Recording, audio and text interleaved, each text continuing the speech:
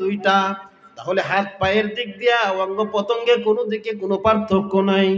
কিন্তু একজনের নাম শুনলে দরুদ শরীফ পড়া ওয়াজিব হয়ে যায়, না পড়লে গুনাহগার হওয়া লাগবে। আর একজনের নাম শুনলে লানাতুল্লাহি আলাইহি, আল্লাহর গজব ওর উপরে পড়ছে, আরো বেশি পরিমাণে পড়ুক। তাহলে বোঝা গেল দুইজনের চেহারা আকৃতি কিন্তু সমান। কোন জিনিসে ভেজাল? আল্লাহ পাক রব্বুল আলামিন বলে হাতের দিক দিয়ে ভেজাল না, পায়ের দিক দিয়ে ভেজাল না, অন্য অঙ্গ প্রত্যঙ্গে ভেজাল না। ইল্লা মান আতাল্লাহ বিকলবিন সালিম, একমাত্র কলবের মধ্যে ভেজাল। এ জোরে বলেন কার মধ্যে ভেজাল? আল্লাহ পাক রব্বুল আলামিন বলেন ইল্লা মান আতাল্লাহ বিকলবিন সালিম, পরিশুদ্ধ সুস্থ পরিচ্ছন্ন কলব ছাড়া আমার বেহেশতে জায়গা হবে না। এই কলবের কিন্তু মতান্তরে 10টা রোগ আছে। 1 নাম্বার রোগের নাম তাকাব্বুরি, হিংসা, হাসাদ, হুব্বে যা, হুব্বে মাল, অজর, বখর, এইরকম 10টা রোগ আছে। এই 10টা রোগ যদি তোমার আমার অন্তরের মধ্যে থাকে, আমার মালিক বলে তোরা জান্নাতে যাইতে পারবি না। পয়গম্বরে আরবি সাল্লাল্লাহু আলাইহি ওয়াসাল্লাম বলেন আলা ইন্না ফিল আরদি মুদগা ইযা সালুহাত সালুহাল জাসাদু কুল্লু ওয়া ইযা ফাসাদাত ফাসাদাল জাসাদু কুল্লুহু আলা ওয়া হিয়াল কলব। প্রত্যেকটা মানুষের মধ্যে রব্বুল আলামিনের দেওয়া কুদরতে এক স্পেশাল গোস্তের টুকরা আছে। ওই গোস্তের টুকরার নাম হলো কলব। এই কলবটা যার ভালো হয়ে যায়, ওই মানুষটা ফেরেশতার চাইতে সম্মানিত হয়ে যায়। আর এই কলবটা খারাপ হইতে হইতে এক শ্রেণীর মানুষ কুত্তার চাইতেও খারাপ হয়ে যায়। পয়গম্বরে আরবি সাল্লাল্লাহু আলাইহি ওয়াসাল্লাম বলেন বেহেশতের ঘেরান 500 বছর দূর থেকে আসতে থাকবে, কিন্তু যেই বান্দার কলব খারাপ, ওই বান্দা ওর ঘেরানো পাবে না। এ আল্লাহর বান্দারা, 1 নাম্বার রোগের কথা বলছি তাকাব্বুরি, আমি বড়। 1 নাম্বার রোগের নাম তাকাব্বুরি। তাকাব্বুরি মানে কি? অহংকার। আমি বড়, আমি অমুকের চাইতে বড়। এখানে যত বক্তার নাম লেখা আছে আমি তাদের চাইতে বড়। এইরকম বড় বড় যদি 1 জাররা পরিমাণ তাকাব্বুরি অন্তরে থাকে, আমার মালিক বলে বেহেশতে যাইতে পারবা না। এ তাকাব্বুরি কাকে বলে? যেরকম আমি বড়, আমি অমুকের চাইতে বড়, আমি অমুক শিল্পপতির চাইতে বড়, আমি অমুক ক্ষমতাশীলের চাইতে বড়, আমি অমুক আলেমের চাইতে বড়, মুফতির চাইতে বড়, আমি অনেক মুহাদ্দিসের চাইতে বড়। এইরকম বড় বড় তাকাব্বুরি যদি, অহংকার যদি থাকে, সেই রকম তাকাব্বুরি ছিল ইবলিসের মধ্যে। আল্লাহ পাক রব্বুল আলামিন সমস্ত ফেরেশতাদেরকে ডাক দিয়া আল্লাহ পাক রব্বুল আলামিন বলেন ও ফেরেশতারা আদমকে সিজদা করো। সমস্ত ফেরেশতা মালিকের হুকুম পাইয়া আদম আলাইহিস সালাতু ওয়াস সালামকে সিজদা করছে। ইবলিস সিজদা করে না, শটাং হয়ে দাঁড়ায়া রইছে। ফেরেশতারা নির্ধারিত সময়ের মধ্যে সিজদা থেকে মাথা উঠাইছে, দেখে ইবলিস সিজদা করে নাই, ফেরেশতারা সিজদা করতে পারছে, মালিকের হুকুম আদায় করতে পারছে, এইজন্য আবার সিজদায় পড়ে গেছে শুকরিয়া আদায়। কিন্তু ইবলিস সিজদা করে নাই, শটাং হয়ে দাঁড়ায়া রইছে। আমার মালিক ডাকদা বলে ইবলিস, সবাই সিজদা করলো, তুই কেন সিজদা করলি না? ইবলিস ডাকদা বলে আনা খায়রুম মিনহু খলাকতানি মিন নারি ওয়া খলাকতাহু মিন তিন। মালিক আপনি আমাকে বানাইছেন আগুন দিয়া, আদমকে বানাইছেন মাটি দিয়া। আগুনের গতি ঊর্ধ্বে, মাটির গতি নিম্নে, যার গতি ঊর্ধ্বে হয় তার সম্মান বেশি হয়। উচিত ছিল আদম আমাকে সিজদা করবে, আমি কেন আদমকে সিজদা করব? এই কথার সাথে যুক্তি ঠিক আছে নাকি? আল্লাহ পাক বলছেন সিজদা দেওয়ার জন্য, এই উনি আল্লাহর সাথে যুক্তি দেওয়া শুরু করছেন। আল্লাহ পাকের কাছে পছন্দ হয় নাই। আল্লাহ পাক বলে, ওরে বেয়াদব, তুই তো আমার হুকুম মানলি না, বরঞ্চ আমার সাথে যুক্তি দেওয়া শুরু করছো। যা, চিরতরে লাআনাতের তওয়া করাইয়া চিরতরে জাহান্নামী কইরা বাইর কইরা দিছে। বেয়াদব মাহরুমে গাছ আজ ফজলেরা, যে নাকি বেয়াদব হয় আমার মালিকের রহমত থেকে বঞ্চিত। আর যে আদব বলা হবে, তার গুণ আল্লাহর রহমত তার প্রতি আসতে থাকবে। এ আদব বালা জিন্দেগি গঠন করো, বেয়াদবি করিও না। ইবলিসের চরিত্র যারা অর্জন করবা, বেয়াদবি হইও না। বেয়াদব কাহাকে বলে? যেরকম বাবার সাথে যদি সন্তান অন্যায় করার পর ডাক দিয়া বাবার সামনে অন্যায় করার পর বুক টান কইরা ঘাড় উঁচা কইরা বলে, এই অন্যায় করছি আরো করব, এটাই বেয়াদবের চরিত্র। জোরে বলেন ঠিক না ঠিক?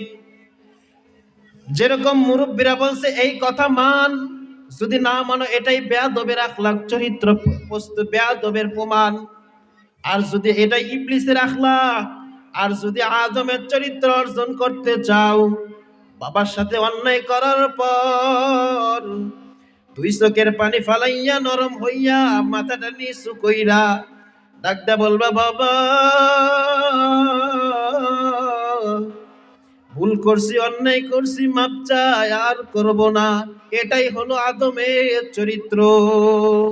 এ আদমের চরিত্র যারা অর্জন করবা, তারাই নাজাত পাইয়া জান্নাতে যাইতে পারবা।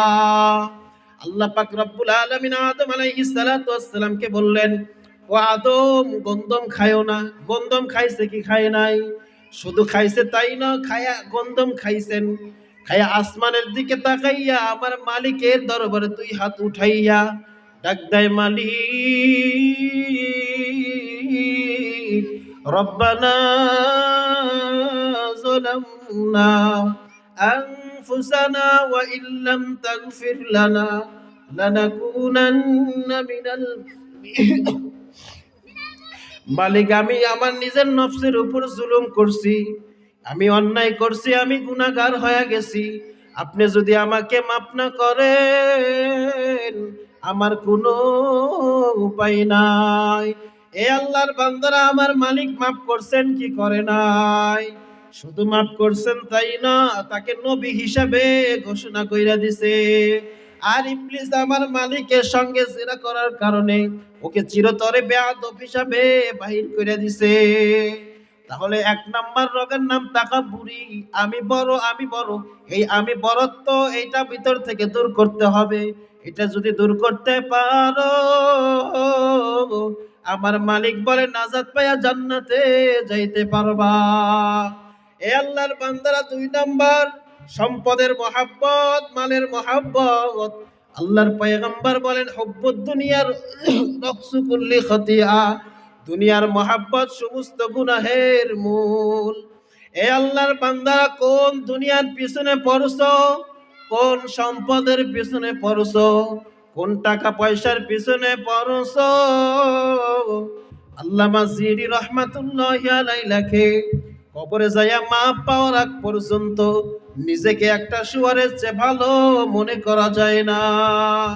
সাহাবায়ে কেরাম রিজওয়ানুল্লাহি তাআলা আলাইহি আজমাইন কেমনে নমুনা দেখায়া গেল। ওমর ফারুক রাদিয়াল্লাহু তাআলা আনহু অর্ধেক দুনিয়ার রাজত্ব করত, বাংলাদেশের মতো প্রায় 200 দেশের রাজা ছিল। তার ইতিহাস পড়লে দাগবা, অনেক সময় রাস্তা দিয়ে হাঁটতো, ফেজা কুটা নাড়া হাতের মধ্যে উঠাইয়া দুই চোখের পানি ফালাইয়া কান্ত আর ডাকদা বলতো, ও ফেজা কুটা নাড়া, তুই আমার চেয়ে অনেক ভালো। তোর কোনো হিসাব নাই, নিকাশ নাই, তোর কোনো বেহেশত নাই, জাহান্নামও নাই। কিন্তু আমি ওমর মানুষ, আমার সামনে জান্নাত জাহান্নাম, আমার মালিকের সামনে দাঁড়াইয়া আমার হিসাব দেওয়া লাগবে। এ আল্লাহর বান্দারা, ওমর ফারুক রাদিয়াল্লাহু তাআলা অর্ধেক দুনিয়ার রাজত্ব করার পর তার হালাত যদি এমন হইতে পারে, তোমার আমার উপায় কি? তোমার আমার চিন্তা কোথায়? এ আল্লাহর বান্দারা, ওমর ফারুক রাদিয়াল্লাহু তাআলা আনহু জেরুজালেম যাবে, গোলাম নিয়ে রওনা করলেন। মাঝখানে গোলামকে ডাকতা বলে, গোলাম, এবার তুমি উটের পিঠে উঠবা, আমি উটের রশি লাগাই টানে টাইনে নিয়ে যাব। গোলামকে ডাকতা বলে, গোলাম, তুমি উটের পিঠে ওঠো, আমি উটের রশি দইরা নিয়ে যাই। গোলাম কিছু দূর যাওয়ার পরে আবার আমির উঠছেন, আবার গোলামের পালি আসছে, আবার গোলাম উঠছেন। এ আল্লাহর বান্দারা দেখো, এত বড় ক্ষমতাসীন হওয়ার পরেও আমার মালিকের ভয়, তাদের কলবটা কেমন পরিষ্কার স্বচ্ছ ছিল। আজকে একটু ক্ষমতার মালিক হইছো, টাকার মালিক হইছো, পদের মালিক হইছ, সম্পদের মালিক আল্লাহ বানাইছে, তোমার অহংকারের কারণে বাড়ির কাজ দিয়াও যাওয়া যায় না। এ ক্ষমতা বেশি দিনের না, ক্ষমতা কিন্তু টেকে না। আমার মালিক ক্ষমতা দিছিল, আবার ছিনাইয়া নিয়েছিল। এ ক্ষমতা কিন্তু বেশি দিনের না। আজকে ক্ষমতা যারা বর্তমান পাইছো, পাওয়ার আশা করো, আগের জামানার মতো শিক্ষা নিও। যদি ওই কাজ করো, তোমাদের কপালে জুতা মোবারক। জোরে বলেন ঠিক না বেঠিক? আমির বলে, গোলাম, তুমি এবার উটের পিঠে উঠবা, আমি উটের রশি লাগা টানবো। যখন জেরুজালেম যাবে, আল্লাহর কি কুদরত, গোলামের পালি আইসা গেছে। গোলাম উটের পিঠে বসা, সবাই গেটের সামনে দাঁড়াইয়া আহলান সাহালান মারহাবা আমিরুল মুমিনিন বই নারায়ে তাকবীর বইলা স্লোগান দেয়। এইবার যখন স্লোগান দিছে, গোলাম উটের পিঠের থেকে উঠা বলে, এ আমি আমির না, আমি আমির না, আমির উটের রশিলা টানতেছে। এ আল্লাহর বান্দারা, তাই বলছিলাম দুনিয়ার মহাব্বত দূর করতে হবে, সম্পদের মহাব্বত দূর করতে হবে। আবু বকর সিদ্দিক রাদিয়াল্লাহু তাআলা আনহু কেমন ছিলেন, কেমন মালিকের কাছে তার সম্মান ছিল, কেমন ধনী মানুষ ছিলেন, কেমন বড় লোক ছিলেন, কেমন উচ্চ শিক্ষিত একজন মানুষ ছিলেন, কেমন ধন সম্পদের মালিক ছিলেন। আল্লাহর রাস্তায় দিনের জন্য সব কিছু বিসর্জন করছেন, সব দান কইরা। একদিন সালার চট গায়ে, সালার চট পরনে, সালার চট তালি দেওয়ার মতো তার কাছে কোনো বস্তু নাই। ওই অবস্থায় পয়গম্বরে আরবি সাল্লাল্লাহু আলাইহি ওয়াসাল্লামের দরজায় বসা। ওই অবস্থানটা আমার মালিকের কাছে বড় পছন্দ হয়েছে। আমার মালিক জিব্রাইলকে পাঠিয়ে দিল, যাও আমার পয়গম্বরকে সালাম জানাওয়ার বলো আমি আবু বকরকে সালাম জানাইছি। এমনকি আবু বকর এই অবস্থায় পড়ার পর আমি মালিকের উপরে কি খুশি না বেজার।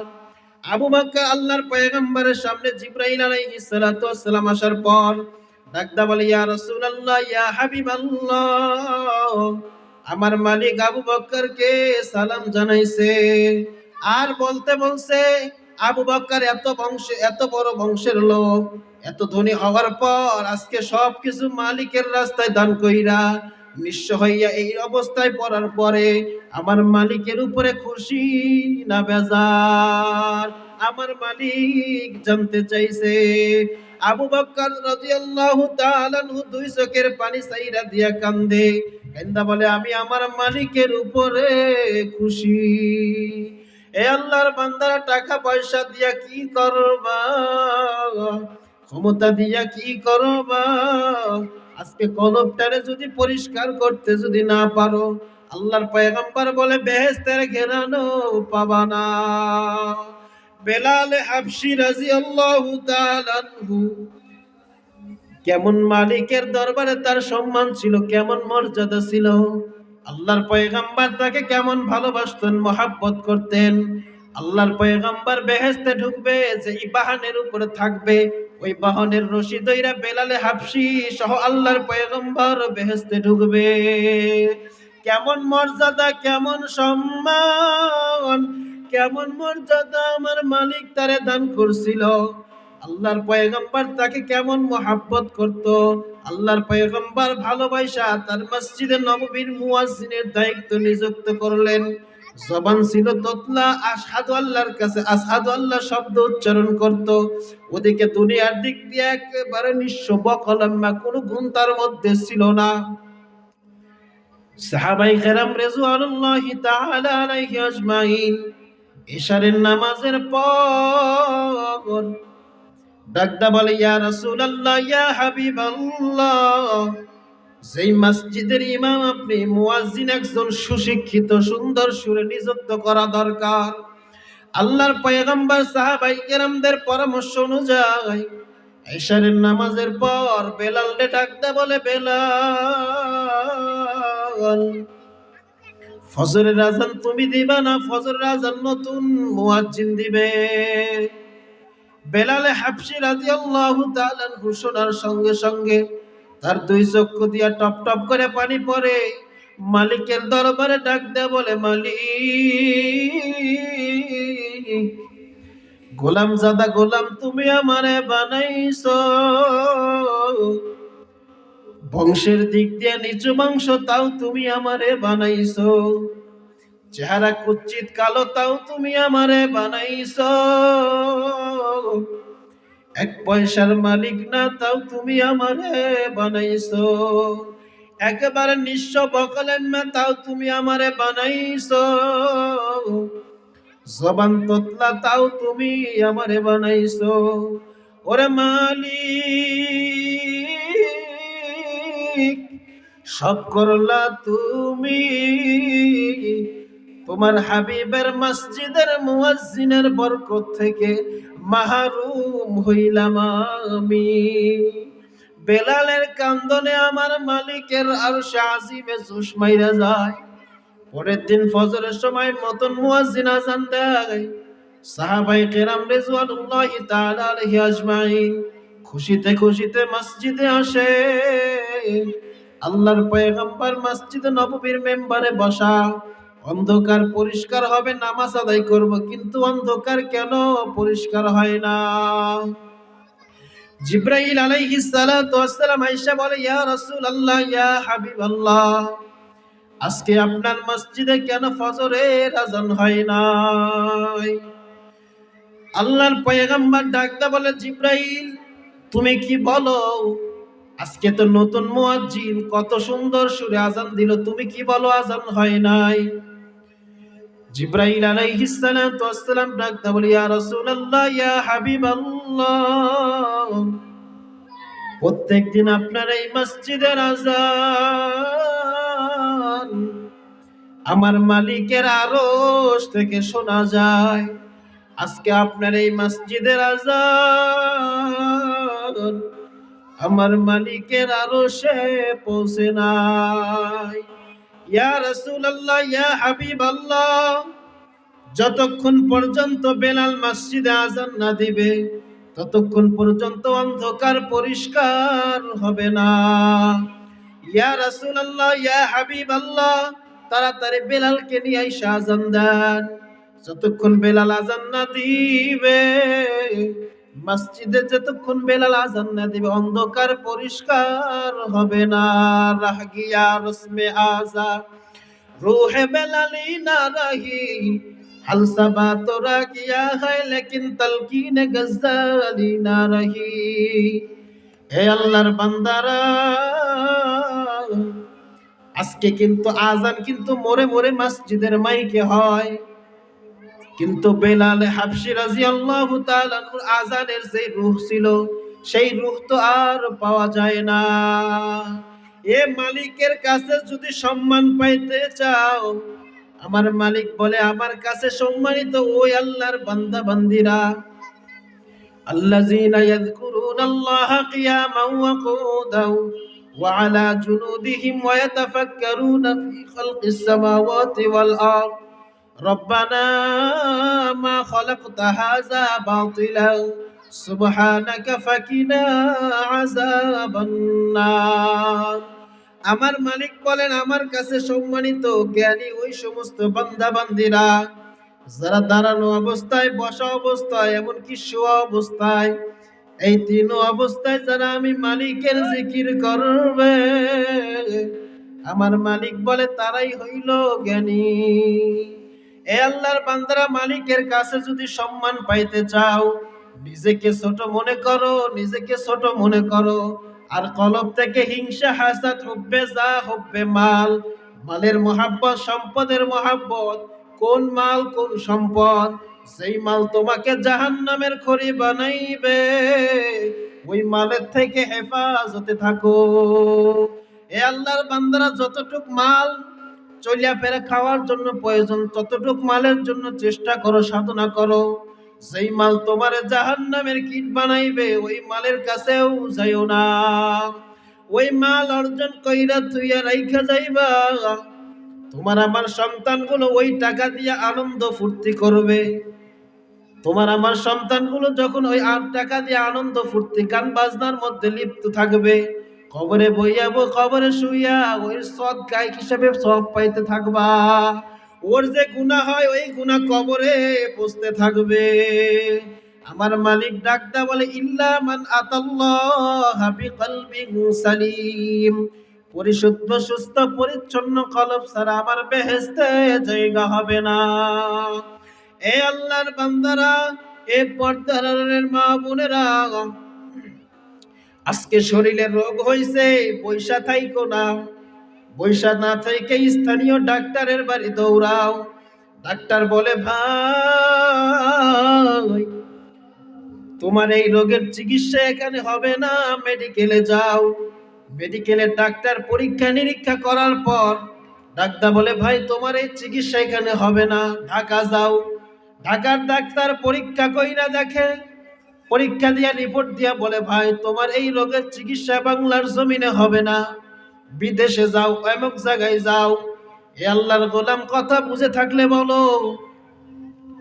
অনেক সময় গরিব মানুষ, হত দরিদ্র মানুষ জায়গা জমি বিক্রি কইরা, দার উদ্ধার কইরা, ঋণ কইরা, জায়গা জমিন সব বিক্রি কইরা নিঃস্ব হইয়া তারপরে চিকিৎসার জন্য বিদেশে যায় কি যায় না? এ জোরে বলেন, যায় কি যায় না? যতই চিকিৎসা ট্রিটমেন্ট করো, তারপরেও কিন্তু একদিন মরণ লাগবে।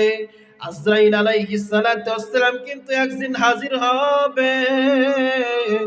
আমার মালিক বলেন, কলবটাকে যদি পরিশুদ্ধ, সুস্থ না করতে পারো, আমারও একটা হসপিটাল আছে, আমারও একটা হসপিটাল আছে। ওই হসপিটালের নাম হইল জাহান্নাম। আমার মালিক কেমনে জাহান্নামের আগুন জ্বালাইবে? আমার মালিক জাহান্নাম বানাইছেন। জাহান্নামের আগুন কে ফেরেশতারা বলে, এ ফেরেশতারা জাহান্নামের আগুনকে তেজ করো। 1000 বছর পর্যন্ত জাহান্নামের আগুন তেজ করতে করতে জাহান্নামের আগুন রক্তের মতো লাল হয়ে গেছে। আমার মালিক ডাকদা বলে, এ আগুনে হবে না, আগুনকে আরো তেজ করো। আরো 1000 বছর জাহান্নামের আগুন তেজ করতে করতে জাহান্নামের আগুন একবার সাদা দবদবা হয়ে গেছে। আমার মালিক বলবে, আগুনে হবে না, আগুন আরো তেজ করো। আবার 1000 বছর জাহান্নামের আগুন তেজ করতে করতে জাহান্নামের আগুন একেবারে কালো আমাবাসের মতো অন্ধকার হয়ে গেছে। কেমন তেজের আগুন জাহান্নামের আগুন! আল্লাহ পাক রব্বুল আলামিন বলেন, নারুল্লাহিল মুখাদাতুল্লাতী তাত্তালিউ আলাল আফইদা। আল্লাহ পাক রব্বুল আলামিন বলে, দুনিয়ার আগুন হাতে লাগলে হাত জ্বলে, পায়ে লাগলে পা জ্বলে, অন্য অঙ্গ প্রত্যঙ্গ আর জ্বলে না। কিন্তু